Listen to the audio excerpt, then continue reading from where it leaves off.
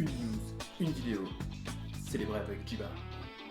Bonsoir les magiciens, bonsoir les Planeswalkers, c'est Jiba pour la suite des previews d'Eternal Master. Comme d'habitude le mercredi, j'ai pas pu faire de vidéo, du coup il y a double ration.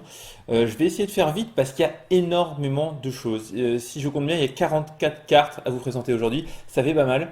Et on commence par une de mes all-time favorites, une des cartes que je préfère jouer à Magic. D'ailleurs, quand j'ai repris Magic et juste avant d'arrêter Magic, c'est les cartes que je jouais le plus, c'est Price of Progress, le prix du progrès. Alors, le texte d'ambiance en français, c'était quelque chose comme le combat de l'homme contre la nature est souvent injuste, si je me rappelle bien. Ça met 2 à chaque joueur par terrain non basique qu'il contrôle. Autant dire qu'en Legacy, vous faites souvent des trucs complètement ridicules avec. Je me souviens avoir mis plus de 14 ou 16 points avec. Price of Progress, c'est une valeur sûre quand vous voulez blaster votre adversaire. Surtout en ce moment, il y a beaucoup de jeux land qui traînent en Legacy. Price of Progress, c'est le bon moment de le ressortir, je pense. On continue avec la Mesa Enchantress, puisque j'ai dit que j'allais rapidement et je viens de passer déjà un quart d'heure sur Price of Progress. C'est une Unco également, c'est une 0-2 qui fait piocher à chaque fois que vous jouez un enchantement. A priori, le thème de draft blanc-vert sera le thème enchantement. Firebolt, donc un blast assez classique dans l'histoire de Magic qui revient avec aussi lui aussi un dessin complètement inédit. Ça met 2 en rituel et ça se flashback pour 5. Masque ancestral, donc pour le thème enchantement en draft, plus 2 pour chaque autre enchantement à la créature enchantée. L'Argosian Enchantress, donc une 0-1 Shroud, comment ça se dit en français déjà? C'est pas défense talismanique, c'est pire, c'est personne ne peut la toucher. Et à chaque fois que vous enlevez un enchantement, vous piochez une carte. Donc généralement, c'est une bonne cible à faire grossir avec tous vos enchantements et pour piocher. Ashnod Altar, une carte à combo, vous pouvez pour 3 le jouer et ensuite sacrifier une créature pour récupérer 2 mana incolores à votre mana pool. Là également, je crois que cette carte n'était jamais sortie en premium. Le dessin il est assez stylé, il colle bien avec l'étau, l'espèce d'expérience scientifique, j'aime beaucoup. Je crois qu'il y a une petite combo d'ailleurs dans l'extension pour faire un petit peu de mana. Baleful Strix, une carte qui avait été sortie à l'époque pour les Planchase, qui est très jouée en Legacy et qui valait pas mal de sous et qui est donc créditée en rare seulement. Donc 1-1 vol contact mortel, quand elle arrive en jeu, vous piochez une carte. Brainstorm, forcément, si on fait une extension pour le Legacy l'Éternel, il fallait jouer et sortir Brainstorm. C'est une Unco, bon c'était une commune à la base, mais enfin on va pas trop leur en vouloir de la mettre que Unco. Et c'est le dessin, si je ne m'abuse, du duel deck IZ versus je ne sais plus qui. Donc piochez 3 et remettez 2 cartes de votre main, n'importe laquelle, au-dessus de la bibliothèque. Et je vous propose de fetcher ensuite, histoire de mettre ces cartes bien loin de votre pioche. Burning Vengeance, a priori le thème bleu-rouge, je pense, en tout cas rouge, quelque chose sera joué depuis le cimetière. On va donc vous permettre de mettre 2 à une cible créature au joueur à chaque fois que vous jouez un sort depuis votre cimetière. C'est une carte de Innistrad, si je ne m'abuse, qui est donc rééditée ici pour le limiter essentiellement. Cabal Thérapie, par contre, ça c'est pas pour le limiter parce que il faut nommer une carte et le joueur ciblé va se défausser de cette carte et vous pouvez la flashbacker en sacrifiant une créature, mais c'est une carte qui a été très jouée et qui est encore très jouée dans tous les jeux combo, puisqu'elle vous permet de défausser votre adversaire de Force of Will par exemple, de tout ce qui pourrait vous embêter tout bêtement, puisque ça défausse tout ce qui est non terrain. Très très bonne carte, très content de la revoir en Unco seulement, puisqu'elle valait une bonne dizaine d'euros je crois toute seule. Puisqu'elle est très jouée, et également dans un dessin inédit. Call of the Skybreaker, alors ça c'est Eventide si je ne m'abuse, donc c'est une bonne rare en limité, une très mauvaise rare en dehors. C'est la carte qu'il vous faudra prendre si vous voulez gagner le draft plutôt que de faire de l'argent en général. Ça fait une 5-5 vol pour 7 et vous pouvez vous défausser d'un terrain pour la rejouer depuis votre cimetière. Donc là ça colle avec le thème Burning Vengeance par exemple, mais c'est pas, c'est pas pour l'argent que vous allez la récupérer celle-là. Chain Lightning, par contre, oui, c'est un blast pour 1 en rituel qui colle 3 à une cible créature ou joueur. Et le contrôleur de cette cible ou le joueur ciblé peut payer 2 rouges pour recopier le sort, etc. Donc si vous jouez tous les 2 rouges, vous pouvez lui mettre 3, il peut vous renvoyer 3, vous pouvez lui remettre 3, etc. On peut s'amuser un petit peu. Ce dessin n'est pas inédit, il avait déjà été réédité, je crois, dans un truc avec des slivoïdes, si je ne m'abuse. Mais il est très classieux. Counterspell. L'original, je crois que c'est Jace qu'on met au milieu de ce nouveau Counterspell. Le dessin est pas top top, je préfère largement les premiers. Mais c'est une réédition qui fait très très plaisir et c'est en commun. Je sens qu'il y a beaucoup de gens qui vont s'éclater à drafter Control dans ce format. Gaia's Blessing, alors moi ça me rappelle des jeux Control avec House of Druid. Je ne sais pas si c'est encore vraiment joué en Legacy ou non, mais c'est une belle carte. Voilà, ça fait plaisir de l'avoir réédité. Giant Solifuge, alors ça aussi ça va pas être pour les sous, ça va être pour essayer de gagner votre draft. C'est une 4-1 célérité piétinement et elle a également le Shroud. Donc je retrouverai probablement avant la fin de ce podcast le nom en français, mais c'est ne peut pas être la cible de sort ou de capacité tout court. Goblin Trenches, vous pouvez, ah bah voilà, vous pouvez pour 2 sacrifier un terrain, mettre 2 jetons 1-1 gobelin sur le champ de bataille. Alors c'est pas très très fort en Legacy, hein, ça faudra pas non plus d'argent, c'est un dessin inédit cela dit, et avec l'Ashnod, donc ce qu'on a vu tout à l'heure, l'altar d'Ashnod, vous allez pouvoir faire pas mal de mana tant que vous avez des terrains à sacrifier, puisque vous pouvez mettre 2 créatures, les sacrifier pour faire 4 mana. Donc pour 2, 1 terrain, vous pouvez faire 4 mana et peut-être, qui sait, une boule de feu. On l'a pas encore vu, mais c'est pas impossible que quelque chose comme ça se cache dans cette extension. Ou un Crimson Zenith par exemple, très très bonne carte à rééditer puisqu'elle est pas mal jouée dans beaucoup de formats. Voilà, cherchez une créature une créature verte avec un coût converti de X ou moins et mettez-la au jeu directement. Remélangez le Crimson Zenith dans votre bibliothèque. On continue avec Hydroblast, là aussi avec un dessin inédit. Une carte qui est beaucoup jouée dans les sides, notamment en Legacy, puisque ça contre un sort rouge ou ça détruit un permanent rouge. Donc c'est très très fort pour un en éphémère. C'est pour ça que c'est énormément joué dans les formats éternels. Im2 Turak, excellente carte. Je sens qu'il y a des gens qui vont pleurer en draft en prenant des Im2 Turak tour 2 ou même après. Le joueur ciblé se défausse de 2 cartes au hasard. Je vous rappelle qu'on n'a jamais fait une carte aussi bonne depuis pour défausser des cartes. Ichorid, donc pour aller avec par exemple la carte de défausse dont on a vu juste avant qui s'appelle Cabal Thérapie, puisque c'est généralement une bonne cible pour une bonne cible de créature à sacrifier. C'est une 3-1 célérité qui a été jouée dans tous les jeux de Dredge, donc normalement si vous avez connu les jeux de Dredge, vous savez ce que c'est qu'Ichorid. Elle se récupère du cimetière, c'est surtout ça l'intérêt. Sceptre isotronique, alors ça c'est pour jouer avec Brainstorm, mais c'est aussi pour jouer avec tous les éphémères qui coûtent 2 ou moins, puisque vous allez pouvoir imprint, comme on dit en anglais, donc imprimer un éphémère de 2 ou moins sur cette carte, et ensuite pouvoir la relancer autant de fois que vous le souhaitez, tant que vous pouvez payer 2 et engager votre sceptre isotronique. Également un nouveau dessin, sceptre isotronique qui est à la base, et je vais faire une dédicace du Leaking Lock, donc dédicace à Leaking, et on va voir la deuxième carte de Leaking Log un peu plus tard, donc je vais vous expliquer ce qu'elle fait du coup en entier. Karmic Guide, ça aussi c'est une carte qui est très jouée, qui est présente dans beaucoup de cubes, mais que j'ai pas tellement vu jouer dans les formats éternels. 2 de vol protégé du noir pour 5, mais quand elle arrive en jeu, vous récupérez une carte de créature de votre cimetière directement en jeu. Il y a un écho, mais vous n'êtes pas obligé de le payer, hein. L'important c'était de réanimer une créature. Maelstrom Wanderer, donc là ça c'est une carte également pleine chaise si je ne m'abuse, quelque chose comme ça. C'est une 7-5 qui donne la célérité à toutes vos créatures, mais c'est surtout une carte qui a double cascade et qui coûte 8, donc vous allez pouvoir a priori cascader à peu près n'importe quoi de votre deck 2 fois. Maze of Heat, ça dégage une créature attaquante et ça la retire du combat. Donc en gros, ça empêche complètement une créature d'attaquer ce tour-ci. Et je suis en train de me demander si je ne l'ai pas déjà fait il y a 2 jours celle-là. Mesa Enchantress, je vous l'ai fait également au début. J'ai un petit bug dans ce que j'ai téléchargé comme image. Voilà, Mystical Tutor, par contre, ça c'est complètement nouveau. Vous ne l'avez encore pas vu, même pas dans cette vidéo. Donc pour un bleu, vous allez chercher une carte d'éphémère ou de rituel, vous la mettez, vous la révélez, vous la mettez au-dessus de votre bibliothèque. Après avoir mélangé celle-ci.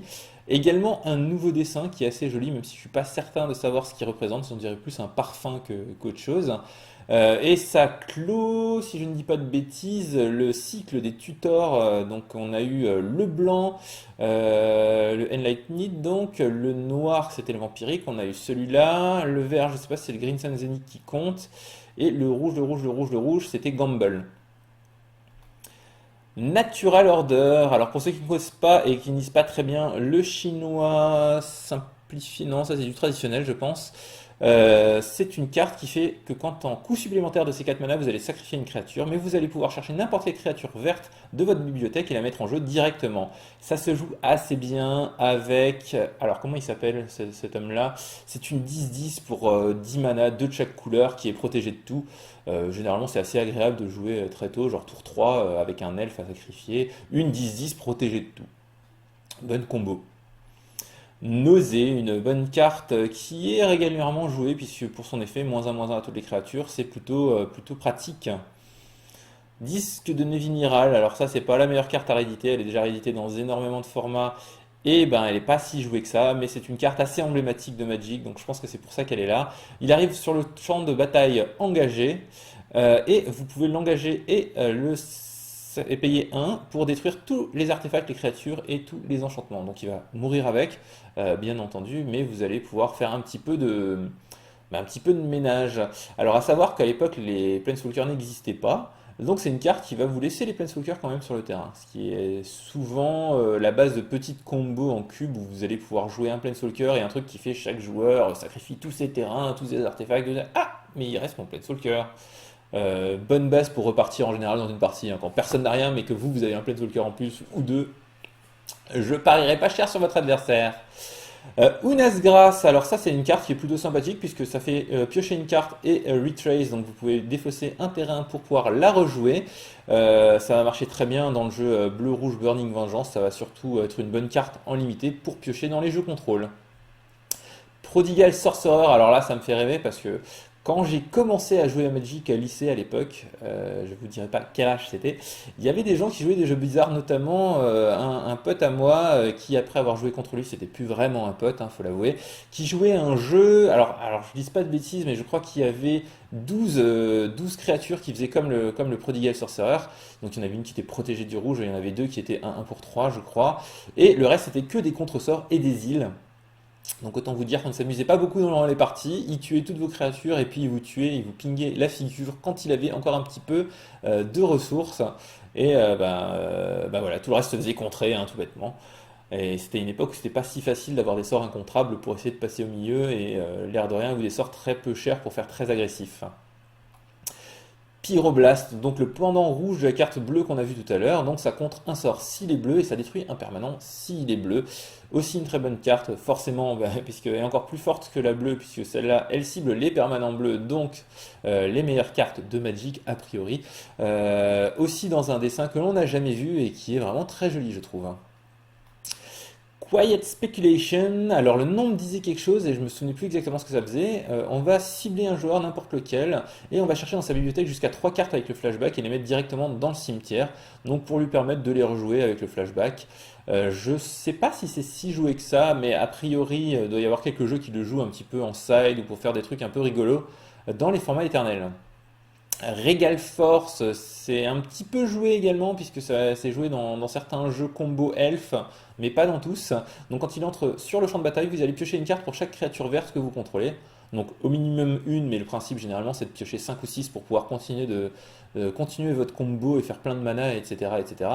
Et du coup dans ces decks-là, en général, c'est une bonne carte. Mais de mes souvenirs, elle était surtout jouée en moderne et pas dans le jeu en Legacy. Alors celle-là, vous l'avez déjà vu si vous suivez mes vidéos, c'est le Shardless Agent, donc c'est une 2-2 cascade pour 3. C'est une très bonne carte qui est relativement jouée, notamment pour aller cascader dans des petits sorts à 0 mana qui font piocher 3 cartes.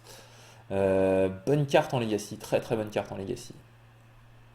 Sinkhole, alors ça aussi c'est une carte il y avait pas mal de spéculation dessus. On se demandait si elle allait être rééditée ou pas. C'est une excellente carte, vous avez vu, juste pour seulement 2 noirs vous détruisez n'importe quel terrain. Le dessin est magnifique et totalement nouveau, même si j'aimais déjà beaucoup celui de l'époque. Et je suis allé voir quand même sur internet parce que je me suis dit, est-ce que ça existe en vrai ces trucs-là? Ça paraît bizarre, mais si c'est un nom aussi précis, c'est que ça doit exister. Et oui, ça existe, les sinkholes en vrai, c'est assez flippant. Je vous laisse faire vos recherches. Mais il y a vraiment des trous qui se forment comme ça à certains endroits de la planète, visiblement, et un peu tout seul, sans que personne ne paye de mana. Squadron Hawk, alors pas très joué en Legacy, mais c'est un bon thème pour pas mal de cartes. pour pas mal de drafts, pardon. Donc c'est une 1 vol qui va chercher tous ses potes et qui vous les met dans votre main. Tous ces potes jusqu'à 3, donc en limité, il va peut-être vous falloir plus d'une activation. Ça marche très bien avec Brainstorm, c'était joué à l'époque dans certains formats où vous allez chercher toutes les cartes. Avec Brainstorm, vous allez piocher 3 et remettre 2 Squadron Hawk dans votre bibliothèque, les remélanger par un fetch ou n'importe quelle autre action un petit peu rigolote. Et du coup, vous vous retrouvez à avoir littéralement pioché toutes ces cartes, puisque les Squadron Hawk, vous allez les re-rechercher quand vous allez jouer le prochain. Donc une petite combo pour piocher plein de cartes efficacement. Sulfurix Vortex, Insta-in dans tous les cubes, c'est la carte qui permet de jouer mono rouge dans la vie. Donc ça inflige 2 à chaque joueur, non ça inflige 2 pardon à chaque entretien. Le joueur dont c'est l'entretien prend 2, voilà, ça va être plus simple comme ça. Et personne ne peut gagner 2 points de vie. Donc autant vous dire que les adversaires qui espèrent gagner des points de vie pour se sortir de vos Price of Progress, de vos Chain Lightning, de tous les blasts qu'ils vont prendre dans la figure, et ben si vous jouez Sulfurix Vortex, ils feront beaucoup moins les malins. Unexpectedly Absent, alors ça c'est une carte pour 2 blancs et X, ça remonte un permanent non terrain au-dessus de la bibliothèque en Xème position. Et donc là vous vous rappelez, tout à l'heure je vous ai parlé d'un lock avec le sceptre isotronique. Donc ce qu'il faut voir c'est que cette carte elle coûte en fait 2 mana, c'est un éphémère, il peut donc être mis sous le sceptre isotronique. Par contre, quand vous allez la copier, vous allez jouer une copie, donc vous n'allez pas jouer le sort, vous n'allez pas pouvoir repayer les X. Mais ça va suffire pour mettre un permanent au-dessus de la bibliothèque de votre adversaire par tour. Donc si vous lui remettez un permanent non terrain au-dessus de la bibliothèque, il va le repiocher au milieu de leur joue. Vous faites quoi? Vous le remettez au-dessus. Du coup, il va le repiocher, il le joue. Vous le remettez au-dessus, etc. C'est assez rigolo, ça vous fait faire ce que vous voulez. Au final, vous avez un peu time walk infini s'il ne gère pas votre combo avec les cartes qu'il a déjà en main. Donc un très très bon lock en cube. Je ne crois pas que ce soit joué en Legacy, mais c'est une carte qui de toute façon est très agréable à jouer. Je trouve Unexpectedly Absent beaucoup plus drôle à jouer qu'à prononcer en tout cas, même sans la combo. Vindicate, je suis pas sûr de vous l'avoir déjà montré il y a 2 jours, elle était peut-être sortie juste après. Détruisez un permanent pour 3, une carte qui est souvent jouée et une très très bonne carte, tout bêtement. En rare, Void, alors ça me rappelle des souvenirs de malade puisque j'ai commencé Magic à une époque où on jouait Void en construit dans des jeux contrôle un peu bizarres. Et là c'est un dessin qui est complètement hallucinant, qui ne ressemble pas du tout à celui de l'époque. Mais pour 5 vous allez choisir un nombre, vous allez détruire toutes les créatures, tous les artefacts avec ce coup de mana. Donc si vous choisissez 3, vous allez tuer tout ce qui a 3 sur table en créature et artefact. Et vous allez demander à votre adversaire de révéler sa main et de défausser toutes les cartes qui coûtent le prix que vous avez choisi. Donc une carte qui était vraiment très forte à l'époque, puisqu'il était assez facile de choisir entre 2, 3 ou 4. Et faire un petit rasboard suivi de je te défausse des cartes que tu gardais en main, ça peut être vite très très fort. Les Dragonauts qui sont avec un dessin qui existait déjà, une carte pour le limiter, donc dans un thème éphémère et rituel en bleu-rouge également. Donc c'est une 1-3 vol et qui grossit à chaque fois jusqu'à la fin du tour, à chaque fois que vous jouez un éphémère ou un rituel. Wildfire Emissary, une très jolie carte d'un de mes dessinateurs préférés, puis Richard Kate Ferguson. C'est une carte plus de limité qu'autre chose, 2-4 protégé du blanc qui peut se grossir. Et on finit avec la colère de Dieu. Détruisez toutes les créatures, elles ne peuvent pas être régénérées. Une carte emblématique de Magic et qui est toujours jouée. Donc forcément, il fallait qu'elle soit présente dans cette extension. Voilà, c'était tout pour aujourd'hui. Encore, je vous dis tout, je crois que cette vidéo va faire pas loin de 20 minutes. Donc j'espère que vous avez réussi à la suivre tout au long, puisque tout le long, il y avait des cartes super intéressantes à vous montrer. Je vous remets un petit message récapitulatif de tous les endroits où vous pouvez me trouver. Donc n'hésitez pas à liker et surtout à partager la vidéo si elle vous a plu. Si elle vous a pas plu, partagez-la à des gens que vous n'aimez pas. Et mettez un pouce rouge, c'est pas grave, c'est gratuit. Si vous la partagez à des gens que vous n'aimez pas, vous avez le droit de mettre un pouce rouge, ça ne me dérange pas. Et je vous dis à demain pour la fin des previews de la semaine. Si je ne m'abuse, on devrait encore avoir une série de previews toute la semaine prochaine. Je ne sais pas si je suis là tous les soirs de la semaine prochaine, mais en tout cas, je vais faire mon maximum pour que vous ayez les infos le plus tôt possible. Et voilà, c'était Jiba, bonne soirée à tous, on se retrouve demain.